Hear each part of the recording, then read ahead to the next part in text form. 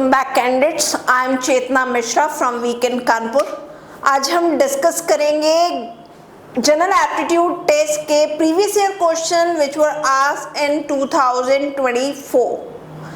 देखिए कैंडिडेट्स, यहाँ पे क्वेश्चंस को सॉल्व करने से पहले आपको एक बात बताना चाहूँगी।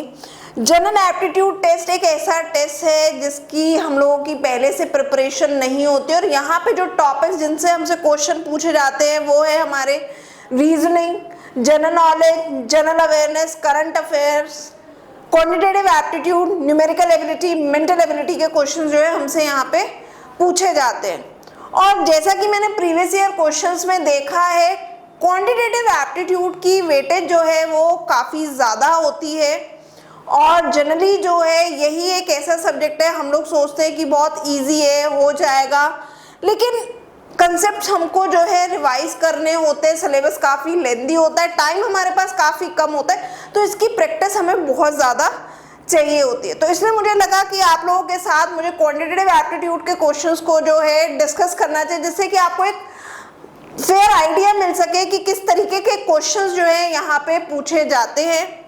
और इस बार हमने देखा भी है कि जनरल एप्टीट्यूड टेस्ट के सिलेबस में थोड़ा चेंज किया गया है, टाइमिंग्स में चेंज किया गया है। लास्ट ईयर जो है 60 क्वेश्चंस पूछे जाते थे और 50 क्वेश्चंस हमें यहाँ पे अटेम्प्ट करने होते थे 1 आवर में, लेकिन अब की बार चेंज क्या किया है कि 50 क्वेश्चंस मिलेंगे और 50 क्वेश्चंस ही हमें अटेम्प्ट करने, तो कोई इंटरनल चॉइस जो है वो हमें यहाँ पे नहीं दी गई है। 50 question and we have to attempt all the 50 questions. तो ये चीज़ों को हमें ध्यान में रखना होगा, और इन चीज़ों को ध्यान में रखते हुए हमें अपनी स्ट्रैटेजी जो है फॉर्मुलेट करनी होगी, क्योंकि ये एक ऐसा सेक्शन है, जैसा मैंने बोला कि सिलेबस लेंदी है, टाइम कम है, लेकिन एक ऐसा सेक्शन है जो कि आपके स्कोर को बढ़ा देगा। वहीं इसके बेसिस पे बहुत सारे कोर्सेज के लिए आप एलिजिबल भी हो जाते हैं। तो किस तरीके से हमें प्रिपेयर करना है, किस तरीके के क्वेश्चंस यहाँ पे पूछे जाते हैं, तो वो हमें आइडिया कहाँ से मिलेगा जब हम प्रीवियस ईयर क्वेश्चंस को सॉल्व करेंगे। तो चलिए हम लोग स्टार्ट करते हैं इन क्वेश्चंस को सॉल्व करना। 1 बाय 1 सॉल्व करेंगे। बहुत सिंपल से क्वेश्चंस पूछे जाते हैं। तो आज हम 15 क्वेश्चन जो है वो लास्ट ईयर के जो है 2024 के जीटी के डिस्कस करेंगे। तो सबसे पहला क्वेश्चन जो है हमें सिंप्लीफाई का दिया है। It is 25 divided by 4 multiply by 2 plus 8 minus 4। तो देखिए बच्चों, ये क्वेश्चन जो है बॉड मास का क्वेश्चन है, और बॉड मास क्या कहते हैं, सबसे पहले क्योंकि यहाँ पे ब्रैकेट्स नहीं है, ऑफ नहीं है, सीधा क्या दिया है हमें, डिवीजन मल्टीप्लाई प्लस माइनस। तो as per BODMAS rule what we have to do first, हमको सबसे पहले डिवाइड करना है, then multiply, then plus, then minus. तो 24 डिवाइडेड बाय 4 करेंगे तो कितना आएगा 6। बाकी की चीजें वैसी की वैसी ही लिख दीजिए। अब हमें क्या करना है, मल्टीप्लाई, तो 6 2 are 12, फिर क्या करेंगे, प्लस करेंगे, 12 plus 8 20, then minus 4, answer is 16। तो option is 16, option 3 is correct answer of this question. तो बहुत सिंपल सा क्वेश्चन था, सही अटेम्प्ट कर देंगे तो 5 मार्क्स मिलेगा हमें, राइट। चलिए अगला क्वेश्चन जो है देखेंगे। एक चीज का हमें ध्यान रखना होगा कि इस एग्जाम में नेगेटिव मार्किंग भी होती है। तो जब आप क्वेश्चन अटेम्प्ट करें, मान लीजिए कोई क्वेश्चन आपको नहीं आता है या उसका आइडिया नहीं है, तो कोशिश कीजिए एलिमिनेशन मेथड से जो है उसे सॉल्व कीजिए, आपको आंसर अपने ऑप्शंस में से ही मिल जाएगा। और स्टिल अगर आप किसी क्वेश्चन को सॉल्व करते समय उसके आंसर को लेकर के डाउटफुल है, तो वी यूजुअली सजेस्ट कि उस आंसर को, क्वेश्चन को अटेम्प्ट ना करें, क्योंकि यहाँ पे नेगेटिव मार्किंग है। तो इस चीज का हमें ध्यान रखना होगा। नेक्स्ट क्वेश्चन है the difference of greatest and smallest of the fraction. तो इसमें जो भी ग्रेटेस्ट फ्रैक्शन है उसका और स्मॉलेस्ट फ्रैक्शन का हमें डिफरेंस जो है वो फाइंड आउट करना है। तो जब भी फ्रैक्शन दी होती है हम क्या करते हैं, उसे डिवाइड कर लेते हैं। तो 1 बाय 2 को अगर हम डिवाइड करेंगे तो हमारा आएगा 0.50। 8 बाय 11 को डिवाइड करते हैं सो it will B 0.72।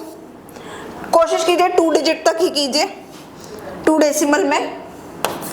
7 by 8 is 0.87, 7 by 9 is 0.77 and 5 by 6 is equals to 0.83। तो देखिए ग्रेटेस्ट फ्रैक्शन इसमें कौन सी है, जो नंबर बड़ा है इसमें, तो सबसे ग्रेटेस्ट फ्रैक्शन है 0.87, तो this is the greatest fraction 7 by 8, decimal का नंबर 0.87 इज द ग्रेटेस्ट, तो ग्रेटेस्ट फ्रैक्शन क्या होगी 7 by 8, और स्मॉलेस्ट नंबर कौन सा है डेसिमल में 0.5, तो फ्रैक्शन कौन सी स्मॉलेस्ट है 1/2। इन दोनों का डिफरेंस निकालना है, difference means subtraction, difference means subtraction, sum होगा तो प्लस करेंगे, डिफरेंस होगा तो माइनस करेंगे, प्रोडक्ट निकालना होगा तो मल्टीप्लाई करेंगे, क्वोशिएंट फाइंड आउट करना होगा तो डिवाइड करेंगे। ठीक है, तो सिंपल क्या करना है, फ्रैक्शन का क्वेश्चन है, आप एलसीएम लेंगे 8 और 2 का, तो 8 आएगा, 8 डिवाइडेड बाय 8 इज 1, 1 7 जा 7, 8 डिवाइडेड बाय 2 इज 4, 4 1 जा 4, तो यहाँ आंसर आ गया 3 by 8। तो डिफरेंस कितना है 7 by 8। ऑप्शन देख लीजिए, ऑप्शन 1 इज 3 by 8, तो हमारा कौन सा ऑप्शन करेक्ट है, option 1 is correct, option 1 is correct 3 by 8। एक चीज और भी अब की बार आपको ध्यान रखनी होगी, लास्ट ईयर ये जो एग्जाम हुआ था आपका CUET 2024, वो आपका हाइब्रिड मोड में हुआ था, और जीटी का एग्जाम पर्टिकुलरली आपका ऑफलाइन हुआ था। तो अब की बार ये आपको ध्यान में रखना है कि अब की बार ये एग्जाम जो है वो ऑनलाइन मोड में होगा, तो आपको एग्जाम की प्रिपरेशन भी जो है, टेस्ट जो आपको लगाने वो ऑनलाइन ही अटेम्प्ट करने हैं। आप हमारी मॉक टेस्ट सीरीज के लिए हमें कांटेक्ट भी कर सकते हैं हमारे नंबर्स पे। चलिए क्वेश्चन नंबर 48, मतलब थर्ड क्वेश्चन हम यहाँ पे देखेंगे।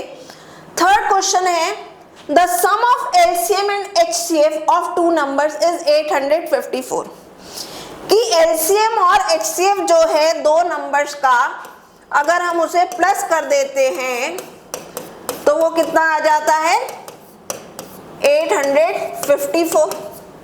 एक तो ये बात हमको यहाँ पे बोल रहा है, ठीक है, ये मैंने लिख ली। फिर कह रहा है if the LCM is 60 times the HCF, LCM कितना है एचसीएफ का 60 टाइम्स है, LCM is 60 times of HCF and one number is 70, find the other number, other number हमको find out करना है, ठीक है।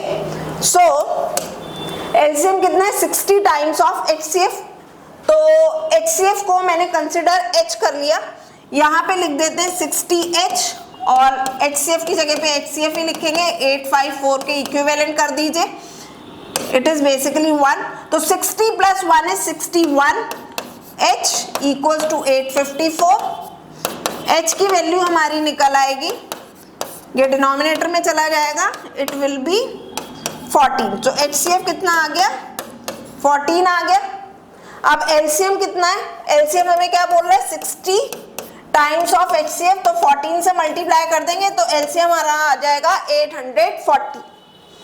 अब हमें अदर नंबर निकालना है, फॉर्मूला क्या होता है इसका, फॉर्मूला होता है LCM multiply by HCF equals to one number multiply by other number. HCF हमारा 840 है, HCF हमारा 14 है, वन नंबर हमारा 70 है, अदर नंबर हमें फाइंड आउट करना है। सिंपल सा है, क्या करेंगे, ये जो 70 है वो 840 बाय 14 के डिनोमिनेटर में आ जाएगा,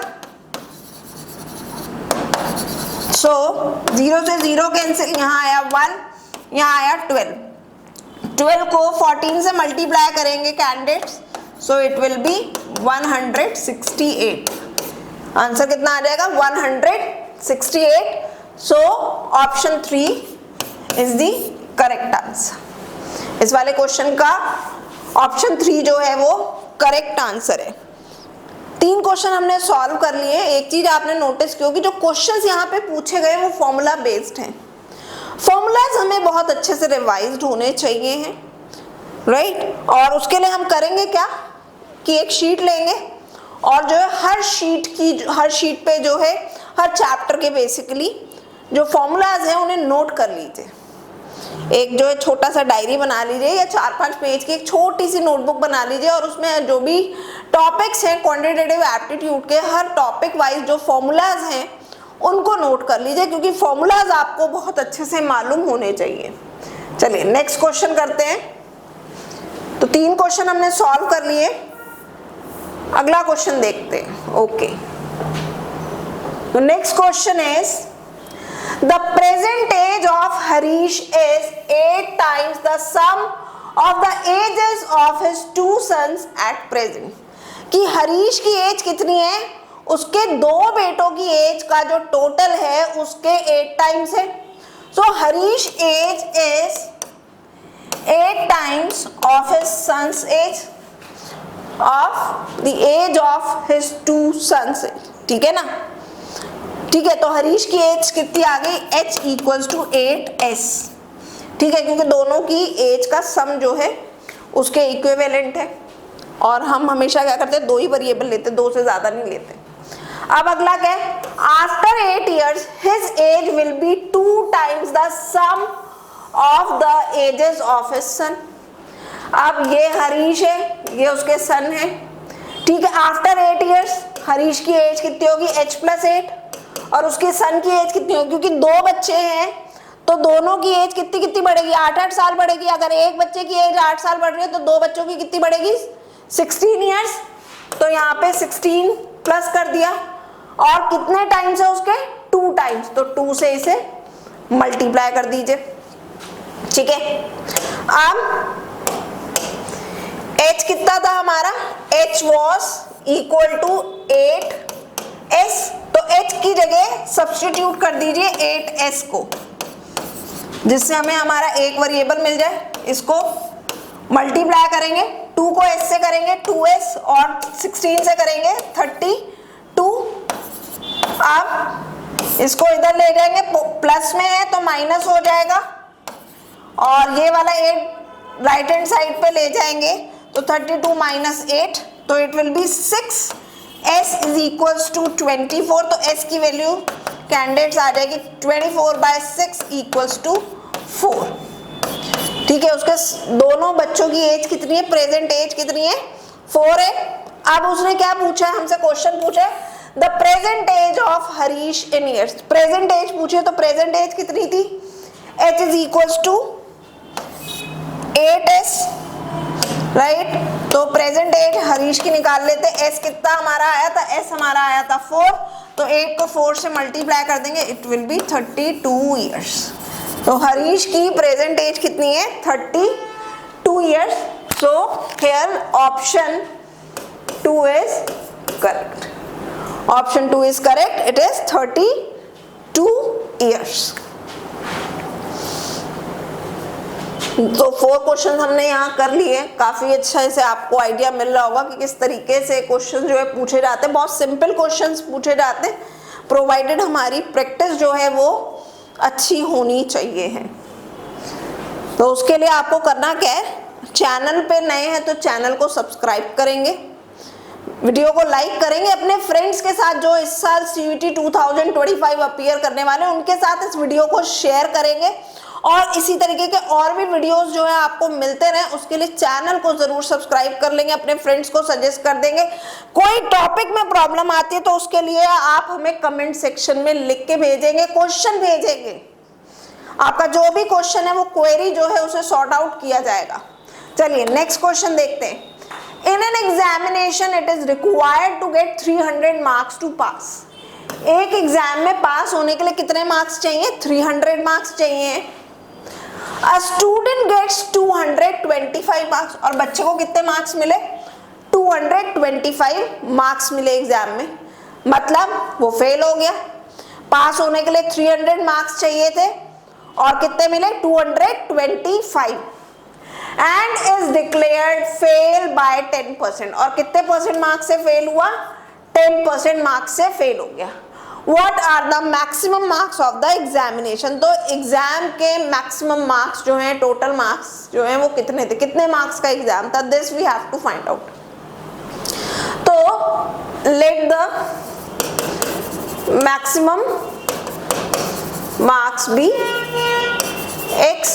x ले लीजिए, ठीक है। पास होने के लिए कितने चाहिए थे, 300 चाहिए थे, आए कितने 225, ठीक है, जो कि किसके इक्वल है, x के 10% मार्क्स के, ठीक है ना। 10% of x is equal to 300 minus 225, 75 marks से फेल हुआ ना, वो किसके इक्वल है, 10% of total marks. So it is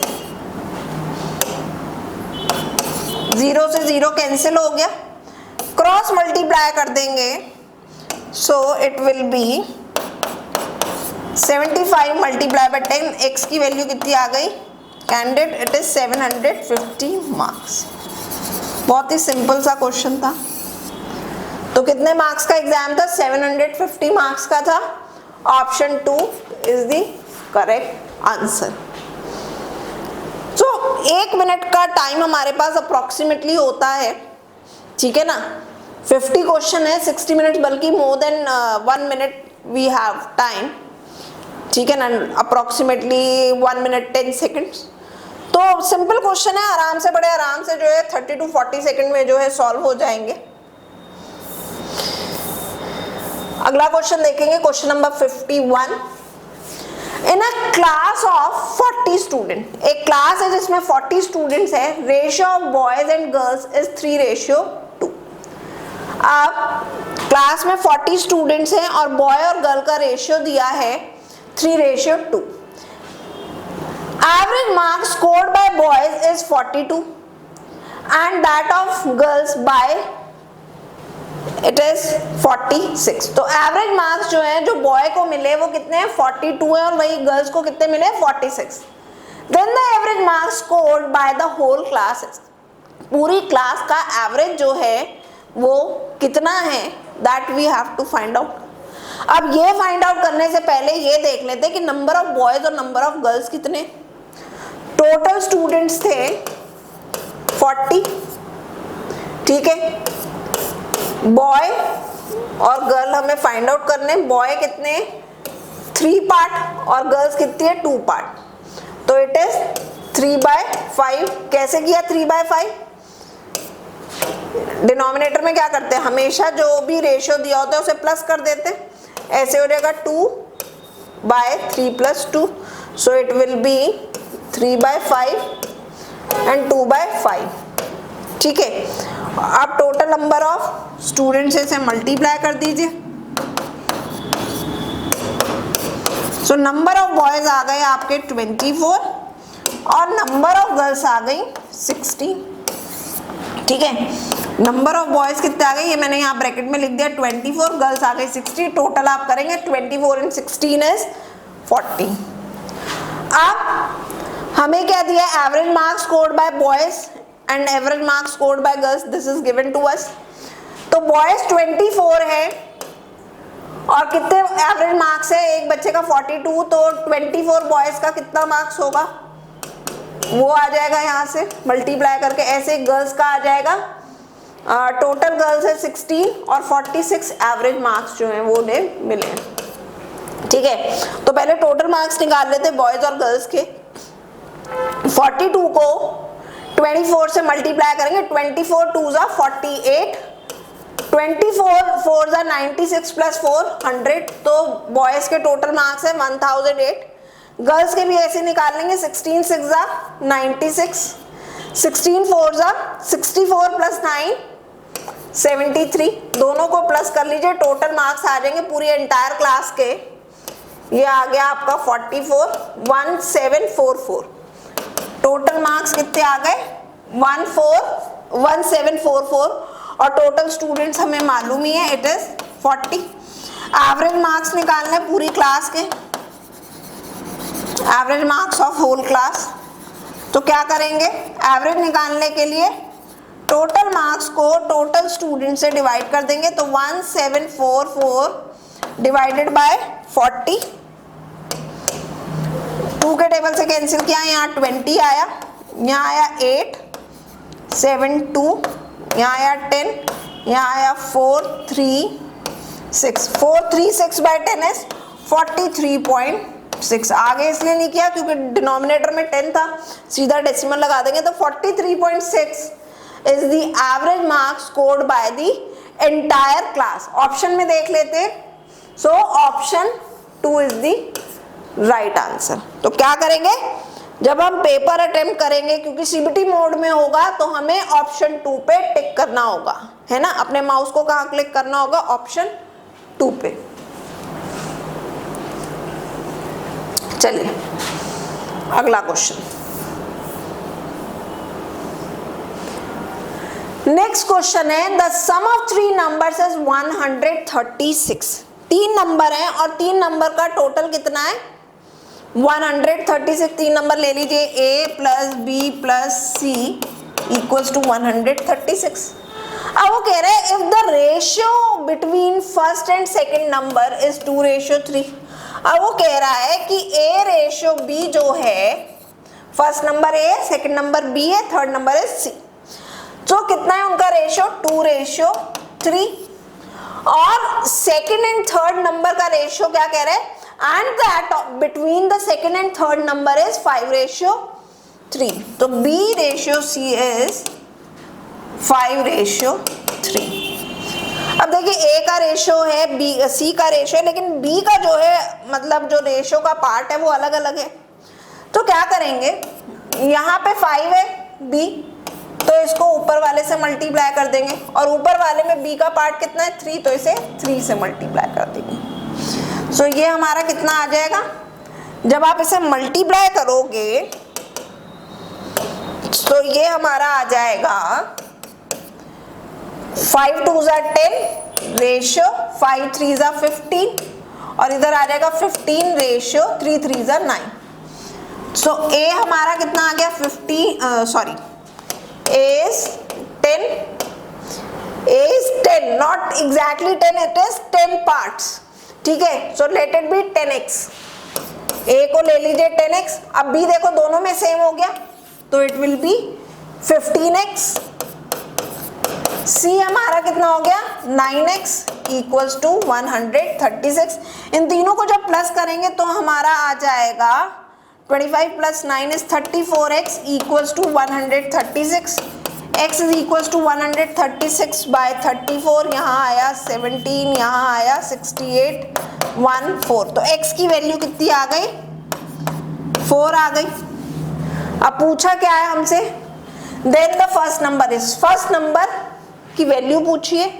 तो फर्स्ट नंबर हमारा क्या था 10x था, तो 10x is equals to 10 multiply by 4 equals to 40। तो फर्स्ट नंबर कितना था 40 था। ऑप्शन 2 है जो हमारा करेक्ट है, ठीक। Option 2 is the right answer. ऐसे अगर उन्हें पूछ लिया होता कि सेकंड नंबर कितना था तो 15x था, 15 मल्टीप्लाई बाय 4 कर देते 60 आ जाता। सी का पूछा होता थर्ड नंबर कितना था तो 9 मल्टीप्लाई बाय 4 36, राइट। चलिए अगले क्वेश्चन पे मूव ऑन करेंगे। Question number 53, 8th question. Okay, तो देखिए अगला क्वेश्चन जो यहाँ पे हमें दिया गया है वो हमसे प्रॉफिट एंड लॉस का पूछा गया है। ओके, तो क्वेश्चन समझ लेते हैं पहले। An item is sold for ₹504 after allowing 20% discount. अब वो कह रहा है कि आपने कोई आइटम है, कोई आर्टिकल है, वो आपने 504 रुपीज का सेल किया और कस्टमर को 20% डिस्काउंट दिया है, and still a profit of 5% has been earned. और 504 पे सेल करने में भी आपको जो है 5% का प्रॉफिट हो रहा है। The mark price is how much more than the cost price. तो जो मार्क प्राइस है प्रोडक्ट का, आइटम का, आर्टिकल का, वो कॉस्ट प्राइस से कितना ज्यादा है। देखिए 3 तरीके के प्राइस होते हैं, एक कॉस्ट प्राइस होता है, एक सेलिंग प्राइस होता है, एक मार्क प्राइस होता है। कॉस्ट प्राइस का मतलब होता है कि कोई भी प्रोडक्ट जो भी हमने मतलब बाजार से खरीदा है या खुद से बनाया उस पर हमारा जो खर्चा हुआ है वो उस प्रोडक्ट का कॉस्ट प्राइस कहलाता है। सेलिंग प्राइस मतलब मैंने उस प्रोडक्ट को कितने पे सेल किया है, ठीक है, मैंने उस प्रोडक्ट को कितने पे सेल किया है, that is the selling price. और मार्क प्राइस का मतलब जो प्रिंटेड प्राइस होता है। जरूरी नहीं है कि जो प्राइस हमने जो है, मान लीजिए मैंने कोई पेन जो है वो 8 रुपए का खरीदा और 10 रुपए में जो है उसको सेल किया और मैंने मार्क प्राइस कितना कर रखा है उसका, 12 रुपीज कर रखा है। मैंने 8 रुपए में खरीदा था, मार्क किया उसका प्राइस 12 रुपीज और सेल कितने पे किया, 10 रुपीज पे, ठीक है। तो इसमें भी मैं आई एम इन प्रॉफिट, मैंने 2 रुपए का डिस्काउंट भी दिया और 2 रुपए का मुझे प्रॉफिट भी हुआ। कस्टमर भी खुश कि 12 रुपए की चीज उसे 10 रुपए में मिल गई और सेलर भी खुश कि 8 रुपए की चीज के उसने कितने रुपए चार्ज किए, 10 रुपए, तो 2 रुपए का उसने प्रॉफिट निकाल लिया। तो this is the exact difference between cost price, selling price and mark price.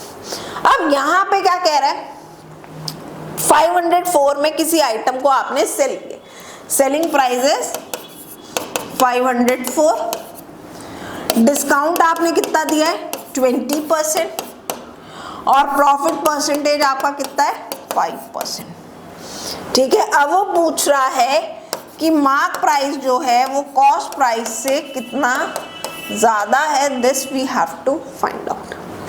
तो देखिए अब क्योंकि हमें प्रॉफिट परसेंटेज भी दिए, डिस्काउंट परसेंट भी, पहले हम प्रॉफिट परसेंटेज से निकाल लेते हैं कि एक्चुअल उसका कॉस्ट प्राइस कितना था। तो देखिए स्टूडेंट्स, कॉस्ट प्राइस निकालने का फॉर्मूला होता है cost price is equals to selling price multiply by 100 by 100 plus profit percentage, this is the formula, ठीक है। 3 पार्ट्स में हम इसको सॉल्व करेंगे। सो कॉस्ट प्राइस हमें फाइंड आउट करना है। सबसे पहले सेलिंग प्राइस था 504, प्रॉफिट परसेंटेज थी हमारी 5, तो 100 plus 5 it will be 105, 504 multiply by 100 by 105 it is 20, it is 21, 21 से डिवाइड करेंगे तो यहाँ आएगा 224। सो कॉस्ट प्राइस हमारा आ जाएगा 480, ठीक है। प्रोडक्ट का कॉस्ट प्राइस कितना आ गया 480। सो ये और ये तो हमारा यूज हो गया क्योंकि पहले हमने कॉस्ट प्राइस निकालना है। अब हमें दूसरी चीज क्या निकालनी है, मार्क प्राइस। मार्क प्राइस का फॉर्मूला होगा आपका, होता है mark price is equals to selling price multiply by 100 minus, क्योंकि डिस्काउंट दिया है तो डिस्काउंट परसेंटेज माइनस होती है, ठीक। Just a moment, 1 second.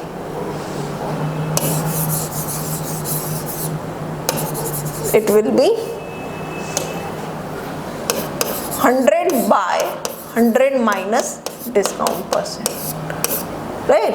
तो सेलिंग प्राइस है 504 मल्टीप्लाई बाय 100, 100 माइनस 20, क्योंकि हमारा डिस्काउंट कितना था 20% था तो हमने 80% ही चार्ज किया था। सो इट विल बी 5 by 4, 2 के टेबल से कैंसिल करेंगे 2 5 2, फिर 2 के टेबल से करेंगे 1 2 6, तो ये आया 126 multiply by 5 it is 630। Mark price कितना आया 630, राइट। ये हो गया। अब उसने हमसे क्या पूछा है, हमारे पास कॉस्ट प्राइस भी आ गया, मार्क प्राइस भी आ गया। पूछा क्या है कि मार्क प्राइस कॉस्ट प्राइस से कितना ज्यादा था। सो मार्क प्राइस हमारा 630 था, कॉस्ट प्राइस हमारा 480 था, दोनों को सबट्रैक्ट कर देंगे तो कितना आ जाएगा डिफरेंस दोनों का 150। So mark price is ₹150 more than the cost price. Mark price कितना ज्यादा था 150 रुपीज। कौन सा ऑप्शन हमारा करेक्ट होगा, ऑप्शन 3 जो है वो करेक्ट आंसर है क्वेश्चन नंबर 53 का, राइट। सो फिर से एक बार आप लोगों को रिमाइंड कराऊंगी, फॉर्मूलाज बहुत अच्छे से रिवाइज्ड होने चाहिए। फॉर्मूलाज आपको रिवाइज हैं, आपको मालूम है क्वेश्चन की एप्लीकेशन क्या है, तो बहुत इजीली क्वेश्चन जो है विद इन टाइम फ्रेम आपका सॉल्व हो जाएगा। 60 मिनट मोर देन सफिशिएंट है 50 क्वेश्चंस के लिए, क्योंकि देखिए general awareness, general knowledge, current affairs, ये क्वेश्चन ऐसे हैं कि जिनके आंसर आपको करने में 10 सेकंड, मैक्सिमम 15 सेकंड, इससे ज्यादा नहीं लगेगा, राइट। और आपको जो टाइम लगेगा वो किसको सॉल्व करने में लगेगा, क्वांट्स में और रीजनिंग में। तो इनकी प्रैक्टिस बहुत अच्छे से कर लीजिए, तो आपका क्वेश्चन विद इन जो टाइम लिमिट है उससे पहले ही सॉल्व हो जाएगा। चलिए अगला क्वेश्चन देखेंगे, question number 54। Question number 54 is a certain sum becomes rupees 2356 in 3 years। कि कोई सर्टेन समय, कोई अमाउंट, मतलब पैसा है जिसे आप डिपॉजिट करते हैं और वो 3 इयर्स में कितना हो जाता है, 2356 and rupees 2660 in 5 years at simple interest. और उसी सम को अगर आप 5 इयर्स के लिए डिपॉजिट करते हैं सिंपल इंटरेस्ट पे, तो वो कितना हो जाता है, 2660 हो जाता है। The value of some is, अब हमें क्या निकालना है, प्रिंसिपल निकालना है। अब देखिए कैंडिडेट्स, एक बात ध्यान रखिएगा और आपको मालूम भी होगी कि सिंपल इंटरेस्ट जो होता है वो फिक्स्ड होता है। चाहे आप किसी भी पैसे को, मनी को, चाहे 2 साल के लिए डिपॉजिट करें, 5 साल डिपॉजिट करें, 10 साल डिपॉजिट करें, हर साल जो इंटरेस्ट अमाउंट मिलेगा दैट विल बी सेम। क्यों? क्योंकि यहाँ पे सिंपल इंटरेस्ट में जो इंटरेस्ट दिया जाता है वो प्रिंसिपल पे दिया जाता है, जबकि कंपाउंड इंटरेस्ट में क्या होता है कि प्रिंसिपल एवरी ईयर चेंज होता है। क्यों? क्योंकि उसमें इंटरेस्ट भी ऐड हो जाता है। लेकिन सिंपल इंटरेस्ट में प्रिंसिपल में इंटरेस्ट ऐड नहीं होता है, तो सिंपल इंटरेस्ट जो होता है एवरी ईयर सेम होता है। अगर मान लीजिए किसी साल में 100 रुपीज मिल रहा है तो उसके नेक्स्ट ईयर भी 100 मिलेगा, थर्ड ईयर में भी 100 मिलेगा, फोर्थ ईयर में भी 100 मिलेगा। तो अब यहाँ पे हमें अमाउंट दिया हुआ और टाइम दिया हुआ है, हम लोग करेंगे क्या, दोनों का डिफरेंस निकाल लेंगे। अमाउंट और टाइम का डिफरेंस निकाल लीजिए, 2660 और 2356, इसको सब्ट्रैक्ट कर लीजिए। और यहाँ पे 5 इयर्स है, यहाँ पे 3 इयर्स है, इसको भी सब्ट्रैक्ट कर लीजिए। 2 इयर्स में कितना हमें इंटरेस्ट मिला, 304 रुपीज 2 इयर्स में। और 1 ईयर का निकालना है तो क्या करेंगे, 304 को इस 2 से डिवाइड कर देंगे तो 1 ईयर का इंटरेस्ट आ जाएगा रुपीज 152। ठीक, 1 ईयर का इंटरेस्ट कितना आ गया, 152। अब हमें क्या निकालना है, प्रिंसिपल निकालना है। प्रिंसिपल का फॉर्मूला क्या होता है, अमाउंट माइनस इंटरेस्ट। अमाउंट कितना है हमारा, कोई भी इक्वेशन आप रख सकते हैं, मैंने ये वाली ले ली 2356, ठीक है। इंटरेस्ट कितना है 152, लेकिन ये 1 साल का, और यहाँ पे कितना टाइम दिया, 3 इयर्स दिया, इसको 3 से मल्टीप्लाई कर दीजिए। तो 2356 इज इक्वल माइनस 645, 456, तो डिफरेंस कितना आ गया 1900। तो प्रिंसिपल कितना है, प्रिंसिपल इज 1900, प्रिंसिपल इज 1900। आप चाहे तो सेकंड इक्वेशन भी जो है उसको भी यूज कर सकते हैं। देखिए वो भी ऐसे ही है, principal is equal to 2660 minus 152 multiply by 5, क्योंकि 5 इयर्स थे। सेम ही आंसर हमें जो है यहाँ पे भी मिलेगा। यहाँ आया 10, यहाँ आया 760, सब्ट्रैक्ट करेंगे सो इट विल बी 1900।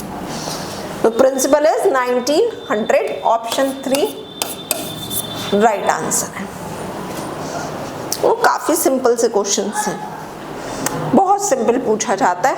अगर अच्छे से हम लोगों ने 10th लेवल तक की मैथ्स प्रैक्टिस कर ली तो बिल्कुल आप ये मान के चलिए कि इससे ज्यादा कुछ हो ही नहीं सकता, right.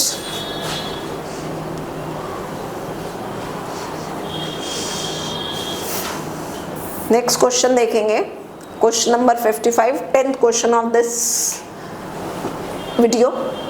In a square length of diagonals are 4k plus 6 and 7k minus 3 centimetre की एक स्क्वायर है, और स्क्वायर आप जानते हैं जिसकी ऑल साइड्स जो होती हैं वो इक्वल होते हैं, उसके डायगोनल्स ये जो ऑपोजिट वर्टिसेस को जो है कट करते हैं, ठीक है ना. ये दो डायगोनल्स हैं, तो कह रहा है एक डायगोनल जो है उसकी लेंथ कितनी है 4k प्लस 6 है, और दूसरे डायगोनल की 7k माइनस 3. ये हमें लेंथ दी है. एक चीज ध्यान रखिएगा कि जो लेंथ होती है डायगोनल्स की स्क्वायर के वो इक्वल होती है. वो क्या होती है? इक्वल होती है. So 4k plus 6 equals to 7k minus 3. इससे हमें k की वैल्यू मिल जाएगी. So it will be 6 plus 3 and 7k minus 4k. ये आ गया 9 इक्वल्स टू 3k. तो k की वैल्यू कितनी आ गई? 9/3 मीन्स 3. ठीक है, तो लेंथ ऑफ डायगोनल निकाल लीजिए. 4 इंटू 3 प्लस 6 कितना आ जाएगा? 12 प्लस 6 इज 18. किसी का भी निकाल सकते हैं. इसका निकालेंगे तो 7 into 3 minus 3 it equals to 21 minus 3 equals to 18. ठीक है, सेम ही होती है. लेंथ जो होती है स्क्वायर के डायगोनल्स की वो सेम होती है. तो इट इज 18 सेंटीमीटर. ठीक है, अब हमें क्या निकालना है? Area of square. क्योंकि हमें यहाँ डायगोनल्स दिए, साइड्स नहीं बताई हैं, तो एरिया ऑफ स्क्वायर का फॉर्मूला जो होता है डायगोनल्स के केस में क्या होता है? Area of square is equals to 1/2 multiply by diagonals square. So 1/2. 18 square को मैं ऐसे लिख लेती हूँ, 18 multiply by 18.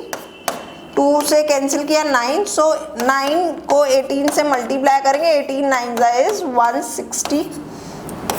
So area of square is 162 centimetre square.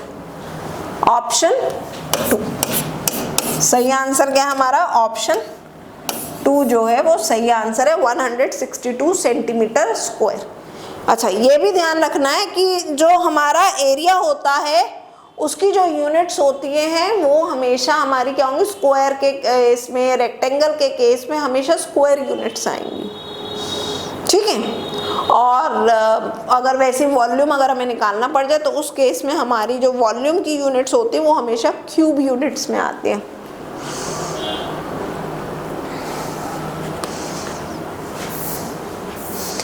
चलिए, अगला क्वेश्चन भी हमें जो है देखिए वॉल्यूम वाला ही मिल भी गया. The volume of a cylinder having base radius 3 centimetre is 396 centimetre cube. कि एक सिलेंडर का जो वॉल्यूम है जिसका रेडियस 3 सेंटीमीटर है, उसका वॉल्यूम कितना है सिलेंडर का?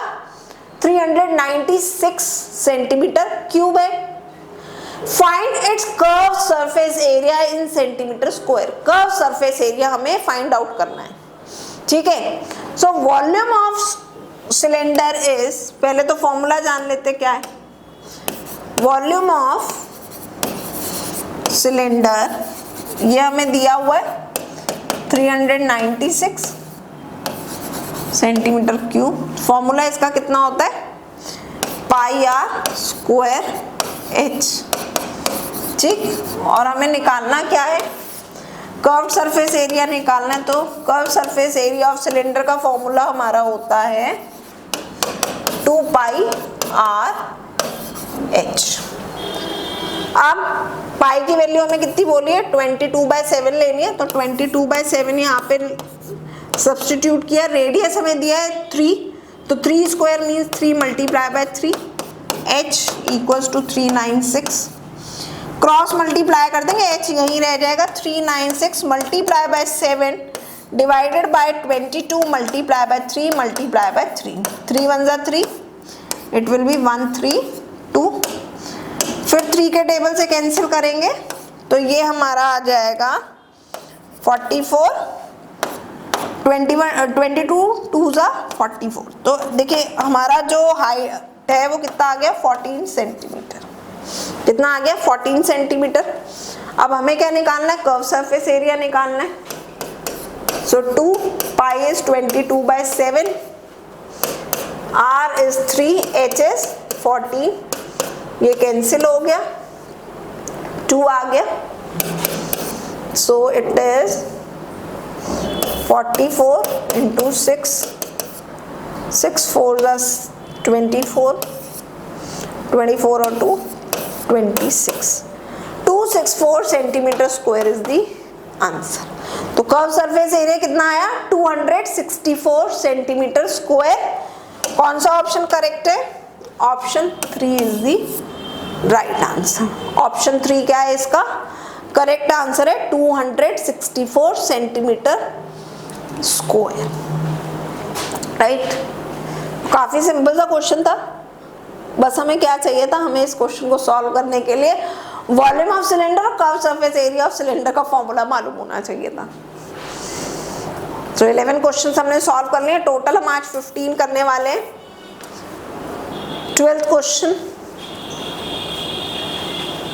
अ tap can fill a tank in 6 hours.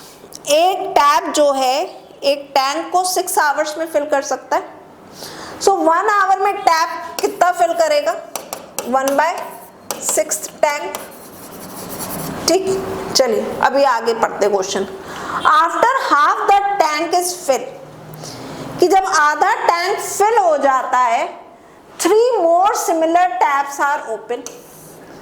तो क्या करता है कि जब आधा टैंक फिल हो गया और आधा ही और भरना है तो उसके लिए क्या करते हैं 3 और टैप जो है ऑन कर देता है। अब कितने टैप चलने लगे, एक तो चल ही रहा था, 3 और ऐड कर दे क्योंकि 3 मोर बोला है ना, तो 3 मोर का मतलब वी हैव टू प्लस 3। तो अब टोटल कितने टैप हो गए, 4 टैप्स हो गए। What is the total time taken to fill the tank completely? तो कितना टाइम जो है लगेगा टैंक को पूरा फिल करने में। अब देखो आधा टैंक आपने भर दिया है, हाफ टैंक आपने फिल कर दिया, तो हाफ टैंक को फिल करने में कितना टाइम लगा, हाफ टैंक को फिल करने में कितना टाइम लगा, टोटल टाइम 6 था, तो 6 को आप क्या करेंगे हाफ से मल्टीप्लाई कर देंगे तो कितना आ जाएगा 3 आवर्स लगे।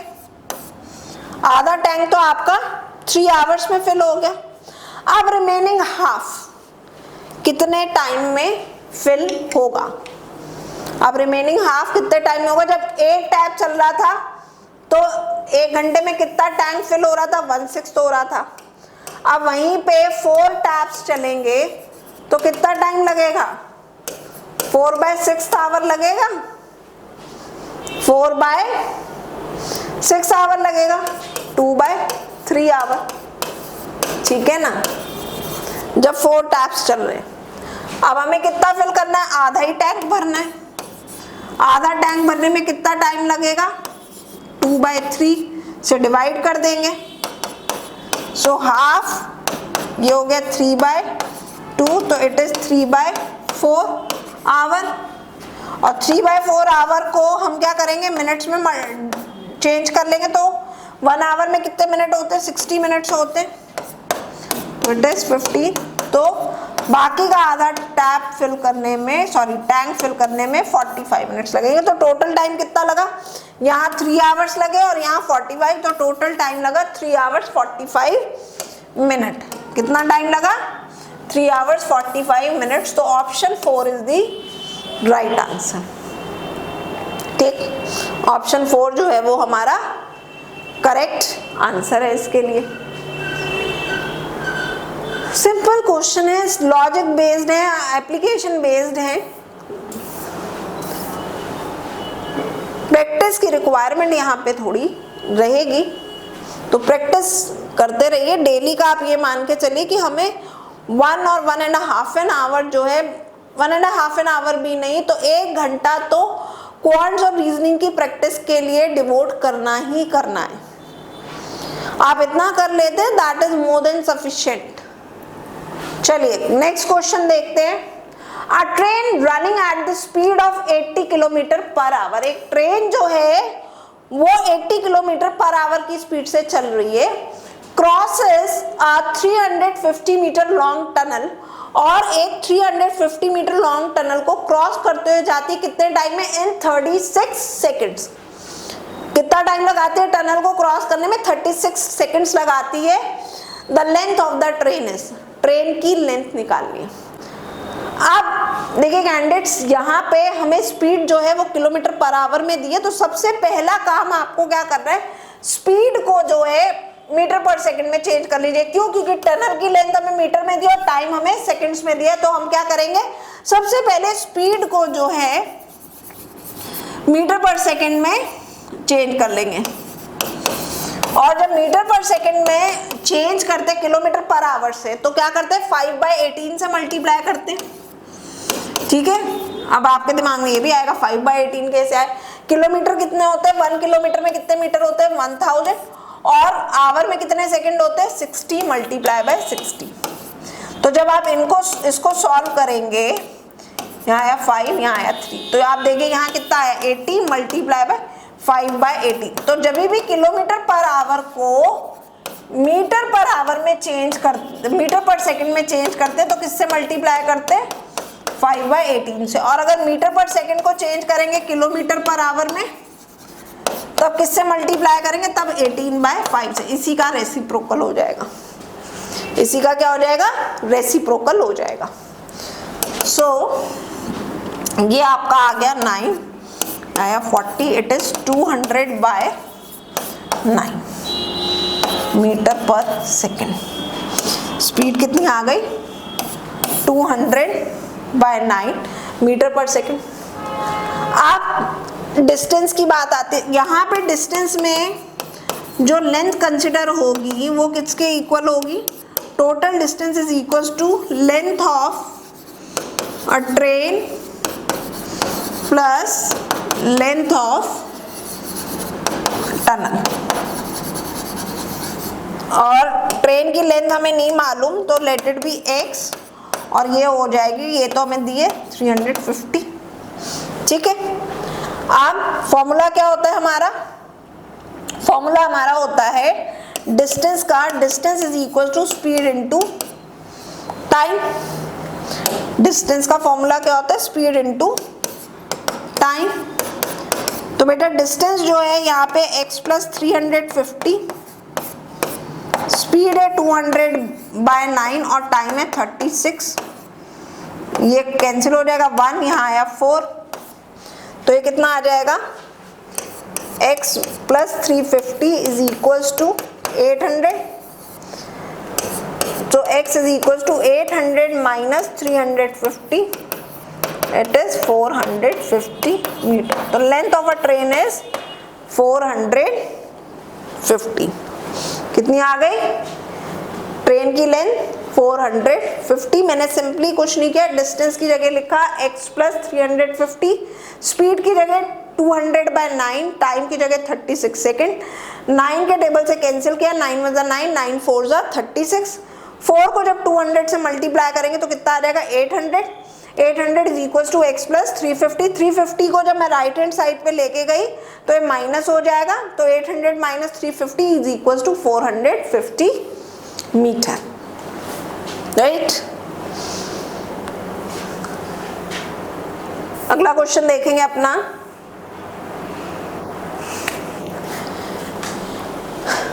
if the mean of 3, 4, 9, 2k plus 10 plus 8, 10, 8, 6 and k plus 6 is 8। Mean जो है नंबर्स का, ये जो नंबर्स यहाँ दिए हैं कितना है, 8 है। And mode of 2, 2, 3, 2p, 2p plus 1, 4, 4, 5 and 6 where p is a natural number is 4। Mode जो है इन नंबर्स का कितना दिया हुआ है, 4 दिया हुआ है। And then the value of k - 2p। तो पहले k की वैल्यू निकाले, फिर 2p की वैल्यू निकालते हैं। तो देखिए मीन का फॉर्मूला होता है candidates, mean is equals to sum of observations divided by number of observations.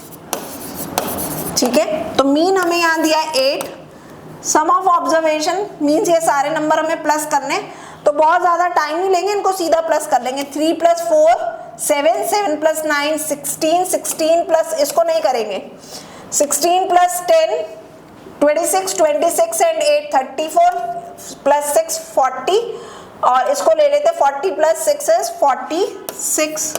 अब यहाँ क्या था 2k और k था तो 2k plus k 3k, right. और नंबर ऑफ ऑब्जर्वेशन काउंट कर लीजिए कितनी ऑब्जर्वेशन है, 1 2 3 4 5 6 7 8 ऑब्जर्वेशन है, राइट। तो डिनोमिनेटर में 8 लिख दिया, क्रॉस मल्टीप्लाई कर देंगे तो 8 8 जा 64 is equals to 46 plus 3k। 46 64 में से माइनस होगा तो हमारा कितना आ जाएगा, हमारा आ जाएगा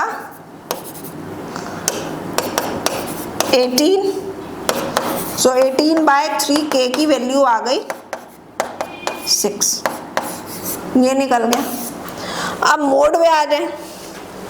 मोड क्या होता है, जो नंबर सबसे ज्यादा होता है, ठीक है, जो भी नंबर की अक्रेंस जो है वो सबसे ज्यादा होती है, दैट इज मोड, ठीक है।